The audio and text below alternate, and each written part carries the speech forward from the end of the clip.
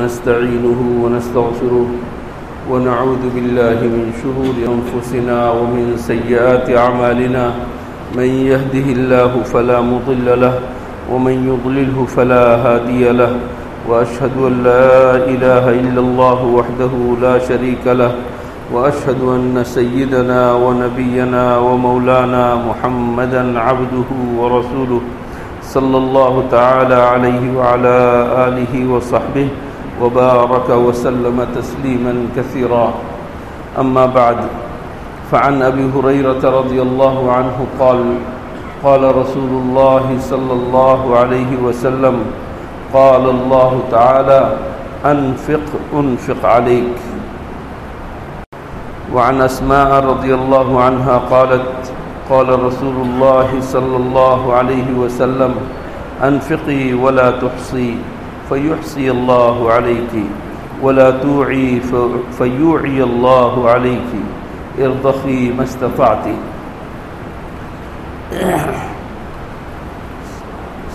زکوٰۃ کے لینے اور نہ لینے کی بات چل رہی تھی کہ زکوٰۃ کا مستحق کون ہے، اور پھر زکوٰۃ اگر کوئی نہ دے تو اس کے اوپر عذاب کیا ہے، اور اس ضمن میں کچھ صدقہ کرنے، زکوٰۃ نکالنے اور صدقہ کرنے کی فضیلت اور اس کے فوائد سے متعلق کچھ چیزیں میں آپ کے سامنے ذکر کر رہا ہوں حضور اکرم صلی اللہ علیہ وسلم کی احادیث کی روشنی میں۔ حضور اکرم صلی اللہ علیہ وسلم نے بے حد ترغیب دی ہے کہ اللہ کے راستے میں خرچ کرو، خرچ کرنے کا حکم ہے۔ اللہ جل شانہ نے قرآن کریم کے اندر فرمایا مثل الذین ينفقون اموالهم فی سبیل اللہ کمثل حبۃ انبتت سبع سنابل فی کل سنبلۃ مئۃ حبۃ واللہ یضاعف لمن یشاء۔ اللہ کے راستے میں کوئی شخص اگر خرچ کرے تو اس کو مثال دے کر اللہ تعالیٰ نے سمجھایا کہ دیکھیے گندم کا صرف ایک دانہ ہے، ایک بیج ہے، صرف ایک دانہ، اس کو زمین میں تم ڈال دیتے ہو، بیج بو دیتے ہو، اس سے پھر پودا نکلتا ہے اور اس سے 7 خوشے نکلتے ہیں، اس سے ایک دانے سے 7 خوشے نکلے، اور ہر خوشے کے اندر 100 دانے، ہر خوشے کے اندر 100 دانے، تو گویا اللہ نے ایک دانے سے 700 دانے دی، ایک دانے سے 700 دانے۔ تو اللہ تعالیٰ فرماتے ہیں کہ اگر کوئی شخص ایک دانہ اللہ کے راستے میں خرچ کرے گا اخلاص کے ساتھ، ریاکاری نہ ہو، جو شرائط ہیں اس کے مطابق اگر خرچ کرے تو اللہ تعالیٰ اس ایک دانے کے بدلے میں اسے 700 گنا اجر اور ثواب دے گا۔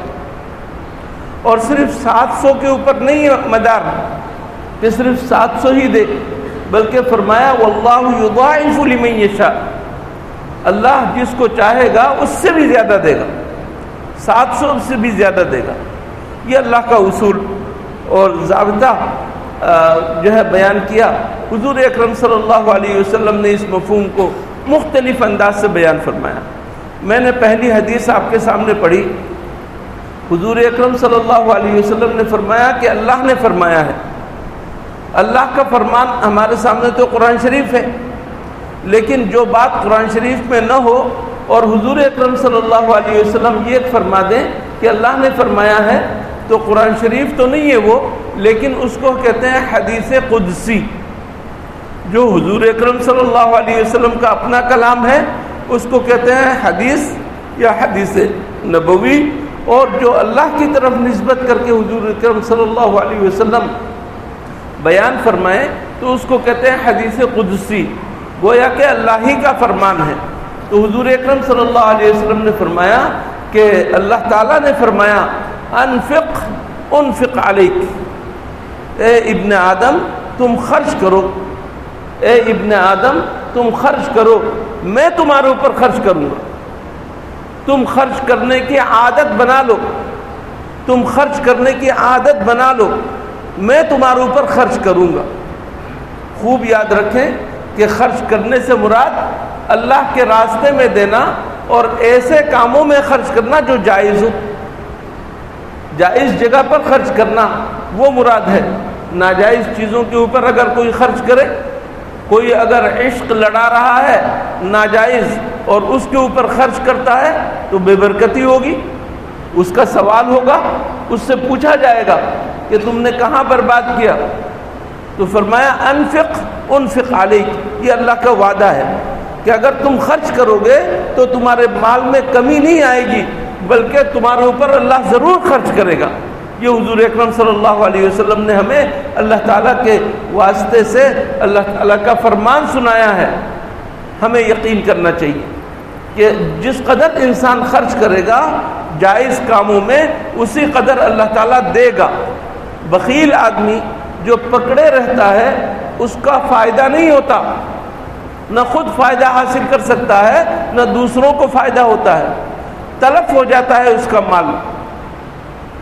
فرماتے ہیں کہ کوئی بھی دن ایسا نہیں گزرتا کہ جس روز ایک فرشتہ آواز نہ دیتا ہو کہ اللہم اعطی منفقا خلفا، اے اللہ، روزانہ صبح آواز دی جاتی ہے، اے اللہ جو تیرے راستے میں خرچ کرتا ہے اس کو اس کا بدلہ دے۔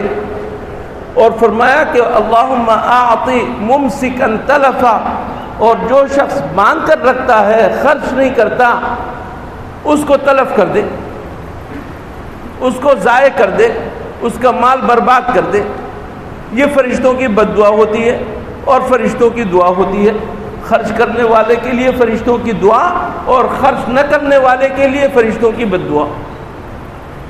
حضرت اسماء بنت ابی بکر رضی اللہ تعالی عنہا سے حضور اکرم صلی اللہ علیہ وسلم نے ارشاد فرمایا انفقی ولا تحصی، دیکھو خرچ کرنے کا جو مال ہے اس کو دیتی رہو، گنو بھی نہیں کہ کس قدر دیا ہے، اس کو گنو بھی نہیں۔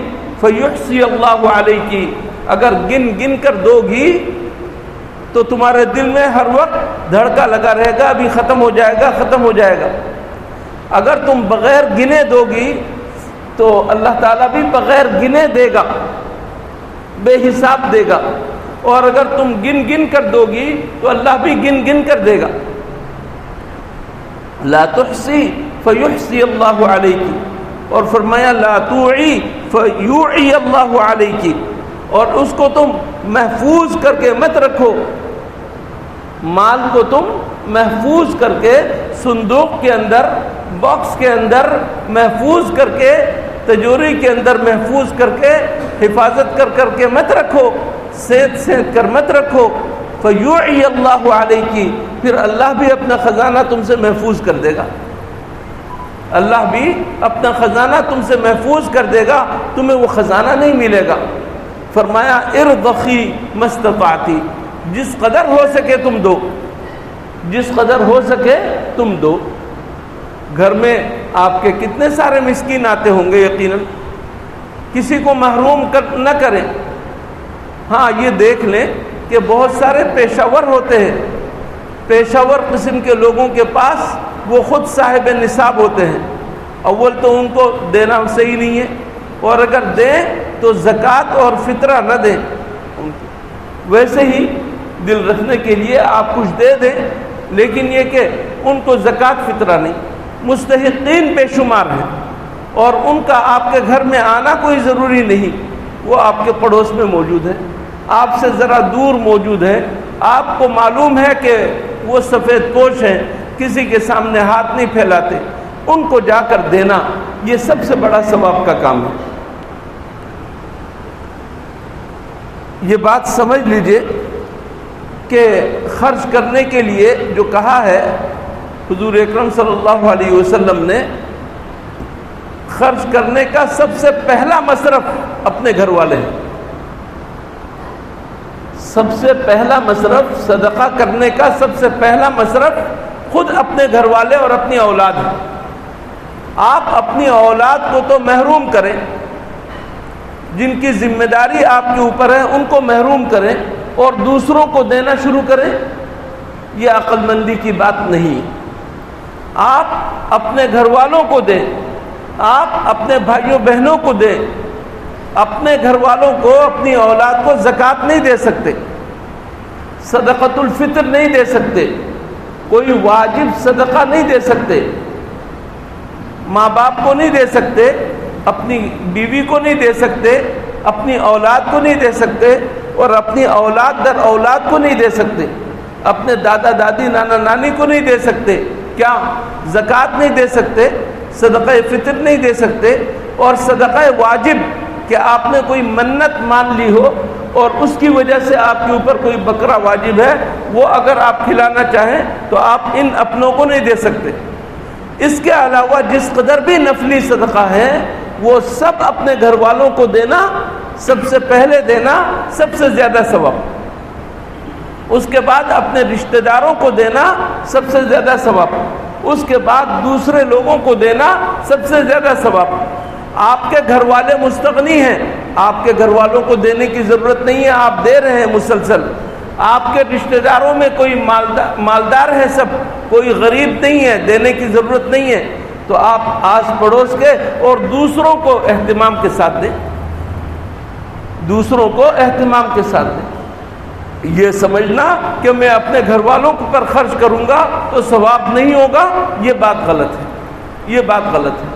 حضرت عبداللہ بن مسعود رضی اللہ تعالیٰ عنہ کی اہلیہ حضرت زینب، وہ حضور اکرم صلی اللہ علیہ وسلم کے پاس پہنچی اور عرض کیا کہ یا رسول اللہ، میرے شوہر عبداللہ بن مسعود کہہ رہے ہیں کہ میرے مال کا وہ زیادہ حقدار ہیں، ان کے اوپر میں خرچ کروں؟ تو حضور اکرم صلی اللہ علیہ وسلم نے تصدیق کی اور تائید کی کہ ہاں، ان کو دینا زیادہ ثواب۔ بیوی مالدار ہے، شوہر کو دے، شوہر مالدار ہے، بیوی کو دے، اپنی اولاد کو دے۔ سب سے پہلے جو ذمہ داری تمہارے اوپر ہے اس کے اوپر خرچ کرنا۔ آپ اپنے بچوں کے اوپر تو انتہائی کنجوسی کرتے ہیں، کچھ نہیں دیتے، اور دوسروں کے لیے سخاوت کرتے ہیں، یہ سخاوت نہیں ہے۔ آپ کے بھائیوں بہنوں میں انتہائی محتاج ہیں، بہنیں ہیں، بہت سارے لوگ ہیں کہ آپ خود تو الحمدللہ تاجر ہے، مالدار ہے، اور اللہ تعالیٰ نے بہت کچھ دیا ہے، لیکن آپ کی بہن ہے، سسک رہی ہے۔ آپ کا کوئی بھائی ہے، وہ سسک رہا ہے، مجبور ہے، لیکن آپ اس کی طرف توجہ نہیں دیتے، دوسروں کو خوب کھلاتے پلاتے ہیں، دوسروں کی دعوتیں کرتے ہیں۔ نہیں، آپ کا یہ عمل صحیح نہیں۔ آپ کا عمل صحیح اس صورت میں ہوگا جو سب سے پہلے آپ اپنے اقرب ترین لوگوں کو دیں گے۔ اس کو حضور اکرم صلی اللہ علیہ وسلم نے بیان فرمایا۔ عن ابی امامۃ رضی اللہ عنہ قال قال رسول اللہ صلی اللہ علیہ وسلم عن عائشہ عن ابی امامۃ رضی اللہ عنہ قال قال رسول اللہ صلی اللہ علیہ وسلم یا ابن آدم ان تبذل الخير خير لك وان تمسكه شر لك ولا تلام على كفاف وابدأ بمن تعول۔ اے ابن آدم، تم خیر اور مال کو خرچ کرو گے، یہ تمہارے لیے زیادہ بہتر ہے۔ باندھ کر رکھنے کے بجائے تم خیر کی چیز کو خیر کے کام میں خرچ کرو، اور تم اس کو باندھ کے رکھو، یہ تمہارے لیے بہت برا ہے۔ وَأَن تُمْسِكَهُ شَرٌّ لَكَ، فرمایا وَلَا تُلَامُ عَلَى كَفَافٍ، گزر بسر کے لیے جس قدر ضرورت ہو وہ اگر تم اپنے پاس رکھ لو تو اس کے اوپر کوئی ملامت نہیں۔ تم اپنے گزر بسر کے لیے مہینے بھر کے لیے اگر تم رکھ لو، سال بھر کے لیے بھی اگر تم اپنی ضرورت کے بقدر تم رکھ لو تو اس میں بھی کوئی تمہارے اوپر ملامت نہیں ہے۔ ملامت اس صورت میں ہے کہ تمہارے پاس زائد از ضرورت ہے اور مستحقین تمہارے سامنے بلک رہے ہیں لیکن تم ان کو نہیں دیتے۔ ولا تلام علی کفاف، بقدر ضرورت رکھنے پر کوئی ملامت نہیں ہے۔ فرمایا وابدأ بمن تعول، اور تم جب خرچ کرنا شروع کرو تو ان لوگوں سے شروع کرو جن لوگوں کی ذمہ داری تمہارے اوپر ہے۔ اولاد ہے، چھوٹی اور نابالغ اولاد، یہ باپ کے ذمے ہے۔ اولاد ہے، زنانہ اولاد ہے، لڑکیاں ہیں، بالغ ہو جانے کے بعد بھی جب تک شادی نہ ہو یہ باپ کے ذمے ہے۔ یہ باپ کے ذمے ہے. اگر شادی نہیں ہوئی اور وہ بالغ ہے تب بھی باپ کے ذمے ہے. اس کو کام کے لیے نہیں بھیجیں گے, اس کو کمانے کے لیے نہیں بھیجیں گے. اور جو بالغ ہو گئے ہوں اور اپنے کام کاج میں لگ گئے ہوں ان کی ذمہ داری باپ پر نہیں ہے. ہاں بالغ ہو گئے لیکن ان کا کام کاج نہیں ہے, مجبور ہیں, تو ایسی صورت میں باپ کو پالنا پڑے گا, باپ ان کے اوپر خرچ کرے گا. ماں باپ ہیں, ماں باپ مالدار ہیں, ان کو دینے کی ضرورت نہیں ہے تو آپ کے ذمہ نہیں ہے. لیکن اگر ماں باپ ضرورت مند ہیں اور ان کے پاس کوئی کمائی نہیں ہے تو ایسی صورت میں آپ کے ذمہ لازم ہے کہ ماں باپ کو ضرور دیکھیں. بلکہ فرما برداری کا تقاضا یہ ہے کہ باپ اگر کام کر رہا ہو, ضعیف ہو چکا ہو, تو باپ سے کہا جائے کہ آپ کام چھوڑ دیں, میں آپ کی ذمہ داری پوری کروں گا, میرے ذمے ہے. بیٹے کی فرما برداری کا تقاضا یہ ہے کہ باپ کو فارغ کر کے ان کو راحت پہنچائے, آرام پہنچائے, ماں کا خیال رکھے. تو جو اپنی ذمہ داری کے لوگ ہیں ان کے اوپر خرچ کرنا یہ سب سے پہلا فریضہ ہے. اور اس کے بعد پھر دوسرے نمبر پر اپنے رشتہ دار ہیں, ان کو دینا سب سے زیادہ ثواب ہے. اس کے اندر صلہ رحمی کا ثواب بھی ہے اور اس کے اندر صدقہ کرنے کا ثواب بھی ہے. اللہ تعالی ہمیں ان ذمہ داریوں کو سمجھنے کی توفیق عطا فرمائے.